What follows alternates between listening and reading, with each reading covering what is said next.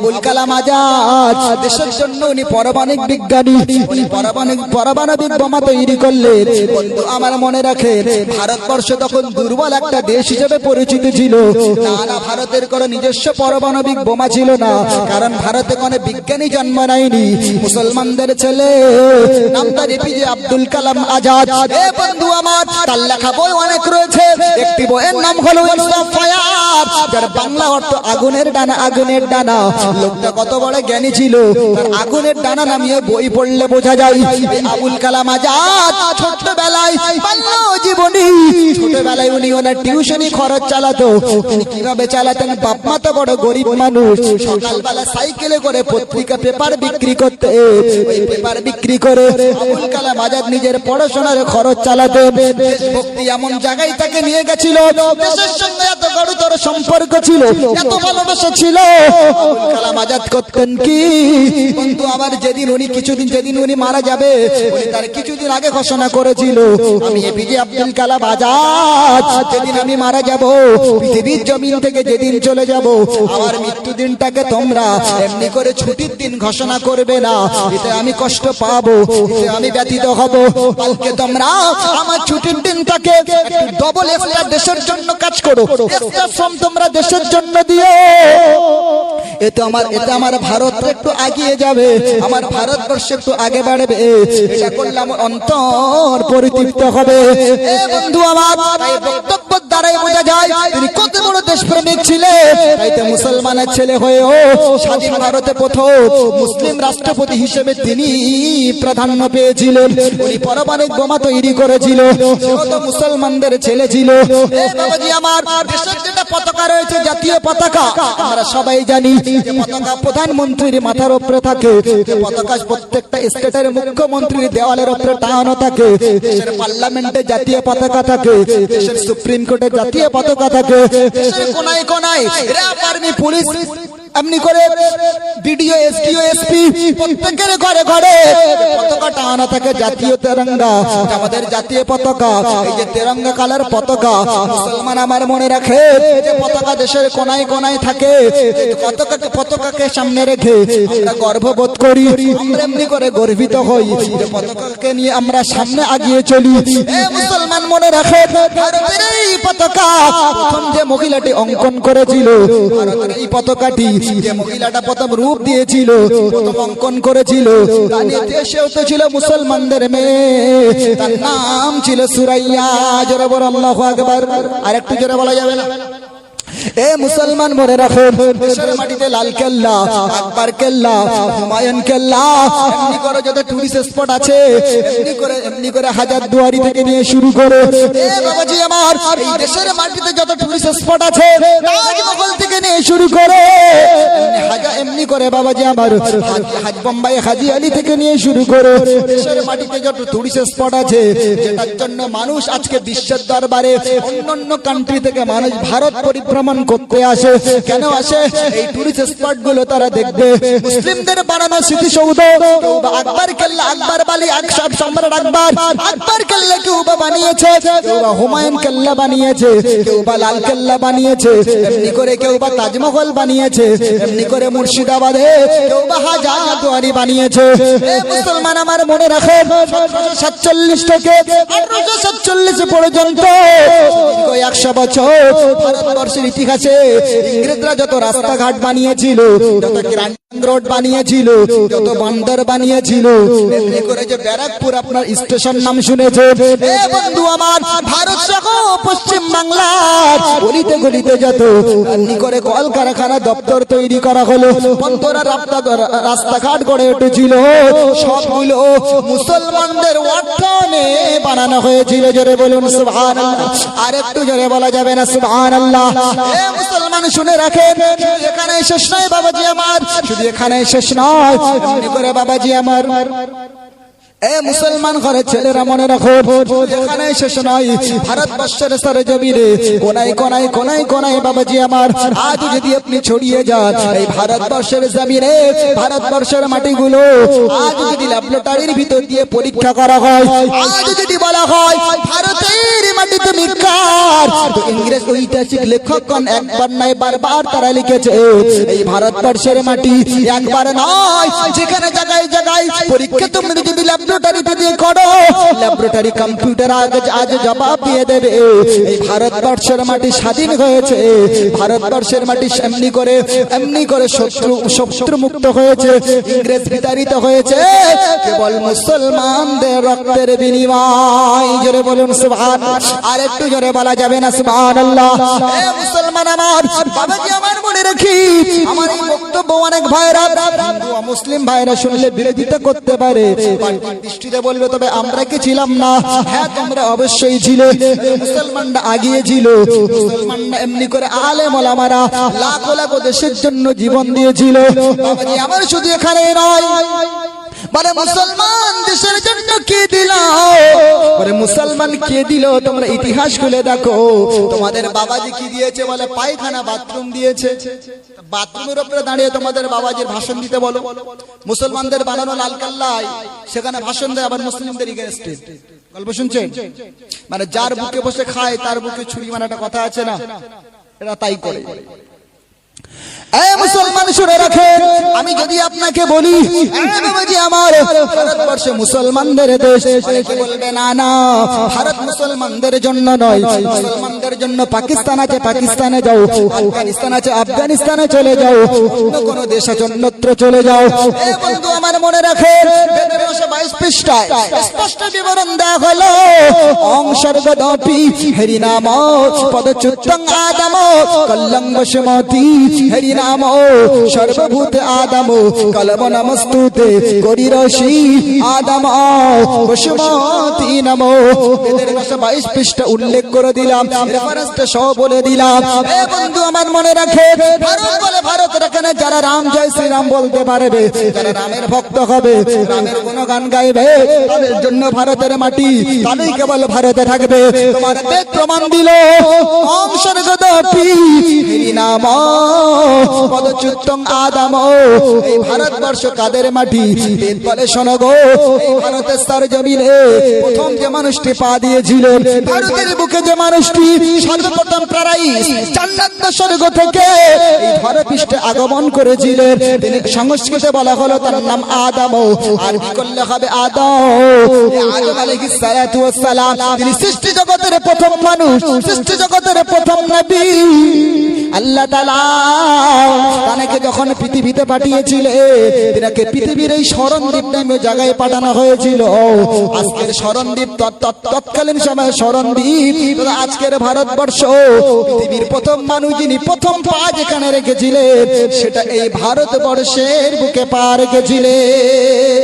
আর একটু জোরে বলা যাবে না, একটু ইমানের আওয়াজ দিয়ে বলা যাবে না?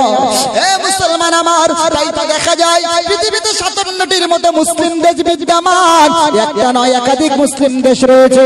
আফগানিস্তান মুসলিম দেশ, পাকিস্তান মুসলিম দেশ, মায়ানমার মুসলিম, এমনি করে কি বলে আপনার রাশিয়া, আপনার কি বলে ওটা আপনার দুবাই হলো মুসলিম কান্ট্রি, মিশর থেকে নিয়ে শুরু করে আরব উপমহাদেশ থেকে নিয়ে শুরু করে পৃথিবীর জমিনে ভারত যেমন একটি দেশ, এমন 57টি মুসলিম দেশ আছে কেবল মুসলিম দেশ।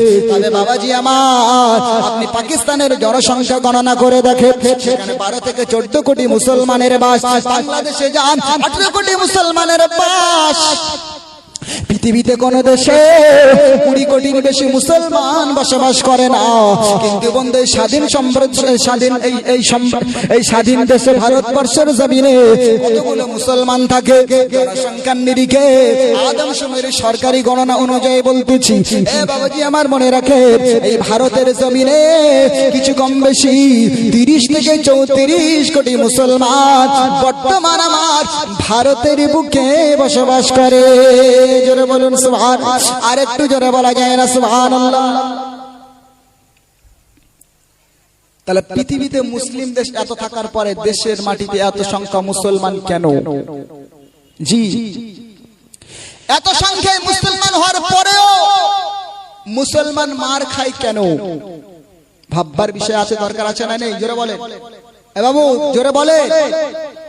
আর তাকবীর দান, নারে তাকবীর, আর জোরে দান, নারে তাকবীর। এ আপনারা ঘুমাচ্ছেন না তো?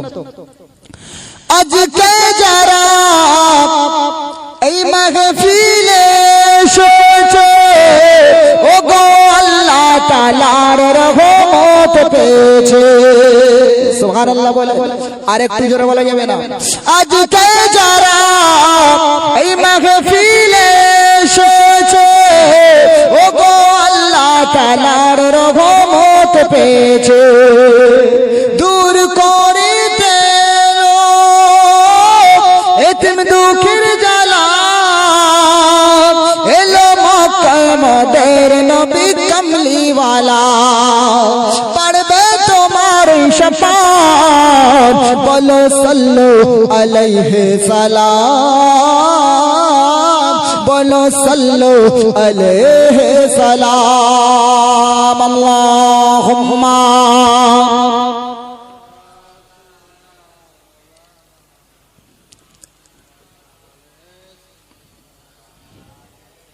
আর তাকবীর দান, নারে তাকবীর। চারিদিকে দুশ্মন, ভেঙো না ভেঙো না মন, সাহস জমিয়ে রাখো বুকে, ঈমান জিন্দা করো, ঈমান তাজা করো আল্লাহ নামের ধ্বনিতে। নারে তাকবীর, আর জোরে তাকবীর দান, নারে তাকবীর। বাবাজি, তাহলে আমরা 34 কোটি মুসলমান ঈমানদার দাবি করি, জান্নাতের আশা রাখি, কিন্তু আমার আল্লাহ বলে বান্দা শোনো, পৃথিবীতে যারা ঈমানদার হবে ওদের ক্ষতি কেউ করতে পারবে না, ওদের কেউ কোনো রকম বিপদ ঘটাতে পারবে না। এখন মুসলমানদের ক্ষতি হচ্ছে না, হয় না? লুঙ্গি খুলে পেটাচ্ছে, লুঙ্গি গাছের গায়ে বেঁধে পেটাচ্ছে, কি গো পেটায় না পেটায় না বলো? দেখা যায় না? মুসলমান রাস্তায় যাচ্ছে, ট্রেনে যাচ্ছে, চিকেন প্যাটিসটা কি আছে বলছে বিফ আছে, অপরাধ এমনি করে অভিযোগ এনে তাকে মারা হলো বিফ রাখার অপরাধে। জি হয় না? হয় না? টুপি দাড়িওয়ালা সবাই মার খাচ্ছে, তবে আল্লাহ যে বললেন ঈমানদারদের আল্লাহ হেফাজতের দায়িত্ব নিয়েছেন। আচ্ছা, এটার একটা সূক্ষ্ম বিশ্লেষণ প্রয়োজন আছে না নেই? কেন আমরা মার খাচ্ছি? তাহলে আল্লাহ কি মানে সহি ঠিক বলেননি, না আমরা ঠিক বুঝিনি কোনটা? আল্লাহ বলছে বান্দা তোমরা ঈমান আনো। আমরা বললাম আল্লাহ কেমন ঈমান আনবো? শুক্রবারে নামাজ পড়ি, 2 ঈদে যাই, রমজান মাসে ইফতারির সময় যাই। আল্লাহ বলছে শুধু ইফতারির সময় গেলে হবে না। কিছু মানুষ আছে রমজানে গেছে, রমজানের বাইরে নামাজে যায় না, মসজিদে যায় না, আছে না নেই? জোরে বলে। মজা রজ এবারে শুরু হবে, শোনেন। শালা বাবুর কাছ থেকে 1 লাখ টাকা ধার নিয়ে বলছে 1 লাখ টাকা দেন, রাস্তার পাশে একটা দোকান নিচ্ছি, কয়েক লাখ টাকা কম, তুমি 1 লাখ টাকা দাও, আমি ওই দোকান চাইলে তোমাকে ফেরত দেবো। খুব দুঃখের জীবন তো। তা বোনাই বলেছে যখন শালা দিয়েছে 1 লাখ টাকা, যেই দিয়েছে মনে মনে করেছে শালা জীবনে তোর টাকা ফেরত দেবো, জীবনে সুযোগ ছিল 1 লাখ টাকা কবে দিবি, বুঝলেন? তো কিছু কিছু মুসলিম এরকম করে মনে মনে করে আছে, ওই 1 লাখ টাকা নিয়ে আমার কিছু বড়লোক হয়ে যাবে। লোকের মাল মেরে কেউ কোনোদিন বড়লোক হয়? লোকের ঠকিয়ে কেউ কোনোদিন সুখী হতে পারে না। হাদিস বলছে মান গাসসা ফালাইসা মিন্নি, যে মানুষ ঠকায়, অপরকে ঠকিয়ে দেয়, লোককে ঠকিয়ে দেয়, মানুষের মাল মেরে দেয়, সে কখনো আমার উম্মত হতে পারে না। কিছু কিছু মুসলমান অবস্থা এরকম, এরা রমজান মাসে যা নেকি কামড়ার কামিয়ে নিয়েছে, আর সারা বছর মসজিদে যাবে না, ওরা আল্লাহকে ঠকিয়েছে, ওই ইবাদতে ওরা পারে জান্নাত পার করে নেবে। কথা বুঝতে পেরেছেন? আর কমিটিদের বললে রাগ হয়, বলে আমরা জলসে দিচ্ছি, আবার আমরা জলসে শুনবো কেন গো? এত টাকা খরচা করে তো কষ্ট করলাম, তাহলে সে তো বেকার হলো। কিছু লোক আছে না নেই? যারা বলে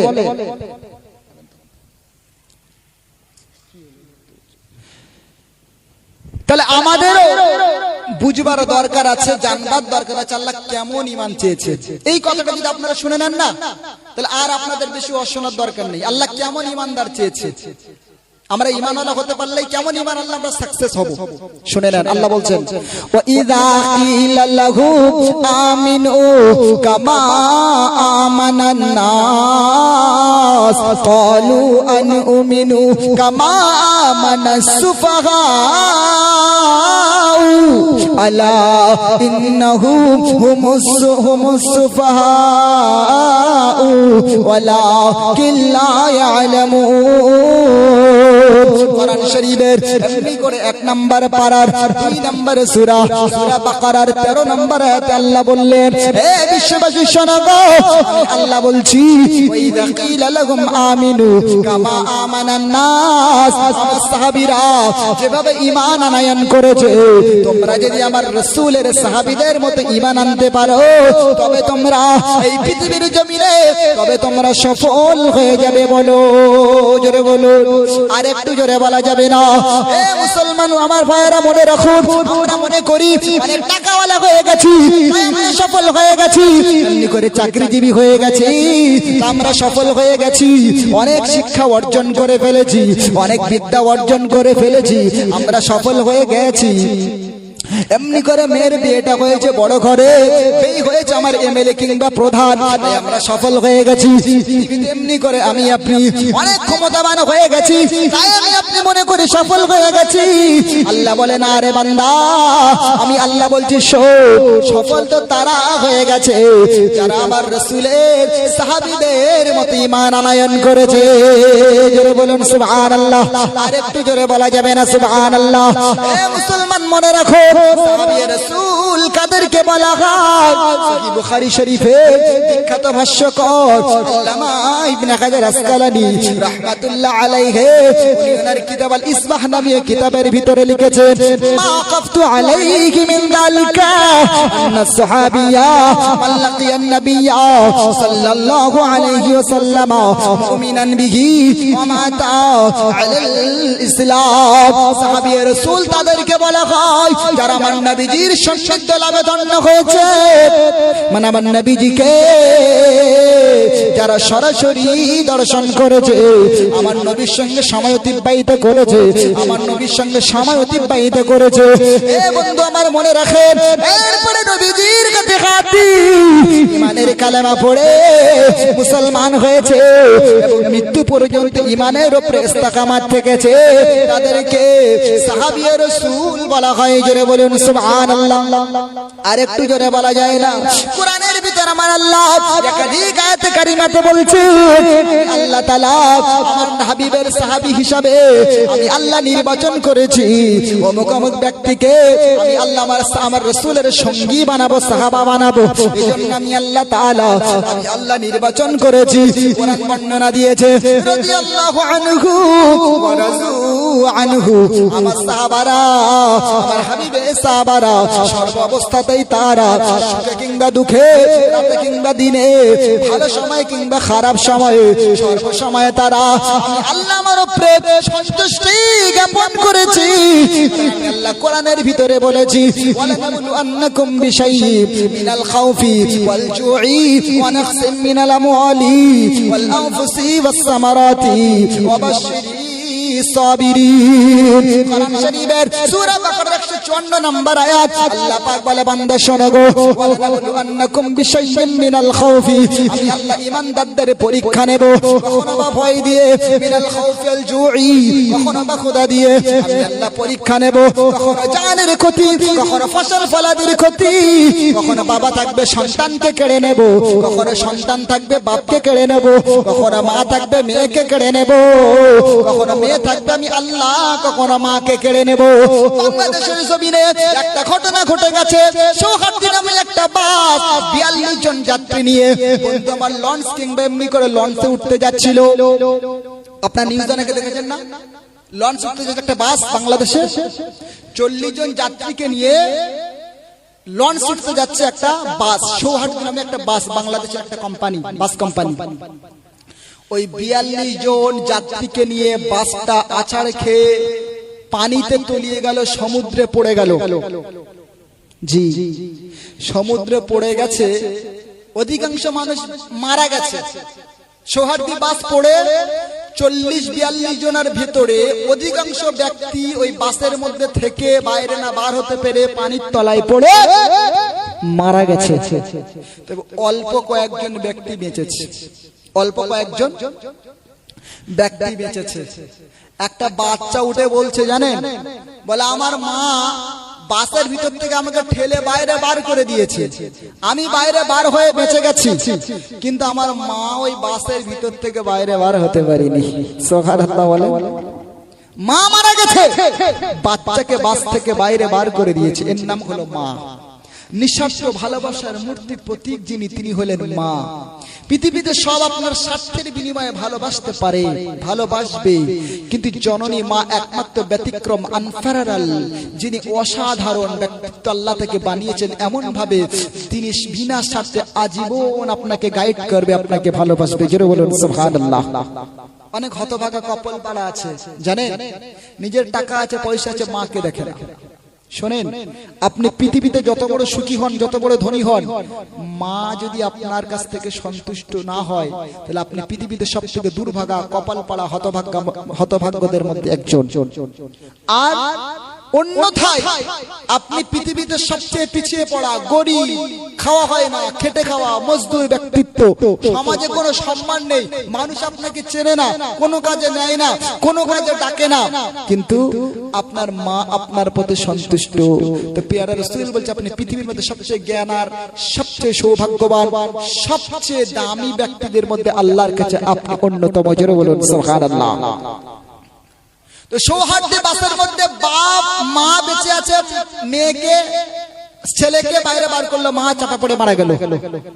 কিছু কিছু ব্যক্তি বেঁচে গেছে অলৌকিক ভাবে, অলৌকিক ভাবে। তাদেরকে তারা বলছে যে আমরা যখন বাসের ভিতরে ছিলাম, তো বাসের যে জানলা থাকে, জানলাতে একটা করে রড দেওয়া থাকে, থাকে না? থাকে না? আজকে একটা রড থাকে 213-তে ঘটকপুর, আপনারা তো জান, শিয়ালদায় তো যান মাঝে মাঝে, আপনারা জানেন তো, বাস চাপেন না? চাপেন না? তো ওই রড আমরা কিভাবে ওই ছোট্ট রডের ভিতর থেকে গলে পানির মধ্যে, পানির নিচে কিভাবে বার হবে? 1-1.5 মিনিটের বেশি তো মানুষের দম থাকা সম্ভব না, আর পানির মধ্যে। আর একটার পরে বলে আমি একদম বাঁচার আশা ছেড়ে দিয়েছি। 14-15 জন লোক আমার গায়ের উপরে পড়ে গেছে, লোকটা বর্ণনা দিচ্ছে। কিন্তু আমি কেন জানি বুঝতে পারলাম, হঠাৎ করে পানি যেদিক থেকে বাসটা মানে উপরের দিকে আছে, সেদিক থেকে পানির ফোয়ারা উঠছে। কিছুক্ষণ পরে আমি একটু চেষ্টা মতো করলাম, আর কেমনে কেমনে কিভাবে জানি না, আমি হঠাৎ করে দেখলাম মাথা তুলে যাবি পানি থেকে বাইরে বাহির হয়ে গেছি। সুবহানাল্লাহ বলে। অতএব যার হায়াত আছে তার কিন্তু মউত নাই, ওখানে তার মৃত্যু নেই, তাই সে বেঁচে গেছে। আর বাকি 42 জনের মধ্যে অধিকাংশ মানুষ মারা গেছে। অধিকাংশ মানুষ কি হয়েছে? মারা গেছে। বাবাজি, তো যেটা বলছিলাম আপনাকে, কোথায় জানাছিলাম আমি, কি কথা বলতে গেলাম? ও, আপনাদেরও মনে নেই নাকি? হ্যাঁ, আপনাদেরও মনে নেই? দেখে দেখে, হ্যাঁ, ঈমান নিয়ে। বাবাজি আমার মনে রাখো, এমনি করে দেখা যায় মা চলে যায়, এমনি করে বাচ্চা চলে যায়, বাচ্চা চলে যায়, মা বেঁচে থাকে। আল্লাহ বলে বাচ্চা তোমার তুলে নিয়েছি। অনেক মেয়ে দেখা যায় বাচ্চা চলে গেছে বলে চেয়ার ছুঁড়ে ফেলে দিচ্ছে, বাপ মারা গেছে বলে এমনি করে জামা কাপড় ছেড়ে দিচ্ছে, হাই হাই করতেছে, হাই হুতাশ করতেছে। আল্লাহ পাক বলে বান্দা, কখনো তোমার সন্তান মারা গেলে, তোমার বাবা মারা গেলে, তোমার জননী মা মারা গেলে, তোমার কলিজার টুকরা সন্তান মারা গেলে, তোমার হৃদয়ে রক্তক্ষরণ হবে, অন্তর ব্যথিত হবে, তুমি কান্না কাঁদবে, তবে চোখে থেকে পানি জারি হবে, তবে তুমি লাফালাফি করবে না, হাই হুতাশ করবে না। আল্লাহকে বলবেন, আল্লাহ তুমি কেন এত জোরাত থাকতে আমার ছেলেটা চোখে দেখলে, আমার ছেলেটাকে তুমি কেন কেড়ে নিলে? এই কথা তুমি আল্লাহকে বলতে পারবে না। এটা বলা মানে আল্লাহর বিরুদ্ধে অভিযোগ করা, আল্লাহর সিদ্ধান্তের বিরুদ্ধে, এমনি করে আল্লাহর সিদ্ধান্তের বিপক্ষে অবস্থান নেওয়া। আল্লাহ বলে বান্দা এটা তুমি করবে না। ওয়ালা নাবলুআন্নাকুম বিশাইইন মিনাল খাউফি ওয়াল জুই ওয়া নাকসিম মিনাল আমওয়ালি ওয়াল আনফুসি ওয়াস সামারাতি ওয়া বাশশিরিস সাবিরিন। আল্লাহ বলে বান্দা শোনো, সার্বিক পরিস্থিতির মাঝে তোমার জমি পড়ে গেছে, ফসলে মাছ তোমার হয়নি, ফসল তোমার লস খেয়ে গেছে, বাচ্চা তোমার মারা গেছে, তোমার এমনি করে ভালোবাসার মানুষটা পৃথিবী থেকে পর্দা নিয়েছে, সর্বকালেতে আমি আল্লাহ আমার উপরে ধৈর্য ধারণ করো। সর্বসার্বিক পরিস্থিতিতে আমি আল্লাহ যদি আমার উপরে তোমরা কৃতজ্ঞতা প্রকাশ করতে পারো, তবে বান্দা শোনো, তবেই তোমরা আমার কাছে পুরস্কার প্রাপ্ত হবে। তবে আমি আল্লাহ বলে দিলাম, আমার কাছে তোমরা ঈমানওয়ালা হিসেবে বিবেচিত হবে। জোরে বলুন সুবহানাল্লাহ। আর একটু জোরে বলা যায় না সুবহানাল্লাহ? এ মুসলমানেরা, এই সমস্ত গুণে গুণান্বিত যারা ছিলেন তারা হলেন সাহাবিয়ে রাসূল। কোন সাহাবী আল্লাহর নবীর হাতে হাত দিয়ে ঈমানের কালেমা পড়েছে, ওই সাহাবীর দেখা গেছে বাবা ঘর থেকে বাহির করে দিয়েছে। সাহাবী হাসতে হাসতে বলেছে, আরে আমার বাবা সম্পত্তি থেকে বয়কট করেছে, সম্পত্তি কেড়ে নিয়েছে, আমি সারা জীবন গরিবী হালতে জীবন কাটাতে রাজি। তারপরে মুহাম্মাদুর রাসূলুল্লাহর হাতে হাত দিয়ে ঈমানের কালেমা পড়েছি। ওই ঈমানের কালেমা এত দামি, এত দামি, আমার পৃথিবীর সবকিছু যদি চলে যায়, সবকিছুর বিনিময় হলেও আমি নবী মুহাম্মদ সাল্লাল্লাহু আলাইহি হাতে যে কালেমা পড়েছি, ওই কালেমাটা আমি সাহাবী কখনো ছাড়তে পারবো না। আর একটু জোরে বলা যাবে না? ওটা বাপ্পাটা মিল করে বলা যাবে না? এ মুসলমান, মনে রাখে, একজন সাহাবীয়ে রাসূল তার চাচাটাকে ডেকে বলল, এ ভাতিজা, তুমি কালেমা পড়েছো কেন? আমার বিনা হুকুমে, আমার বিনা সিদ্ধান্তে, আমার বিনা ইজাজতে তুমি কালেমা পড়েছো? বলে, হ্যাঁ, আমি কালেমা পড়ে নিয়েছি। বলে, তবে শোন, তোর বাবার বর্তমানে তোর সব দায়িত্ব আমি নিয়েছিলাম, তোর খাওয়া দাওয়ার ব্যবস্থা আমি করেছিলাম, আমার ঘরে তুই থাকিস, আমার দেওয়া পোশাক তুই পরিধান করিস। সাহাবী, শোন, তোর সমস্ত পোশাক পরিচ্ছদ এখনই তোকে খুলে দেওয়া লাগবে, এখনই সমস্ত পোশাক দিয়ে দেওয়া লাগবে। সাহাবীয়ে রাসূল হাসতে হাসতে নিজের পরনের পোশাকগুলো খুলে দিল।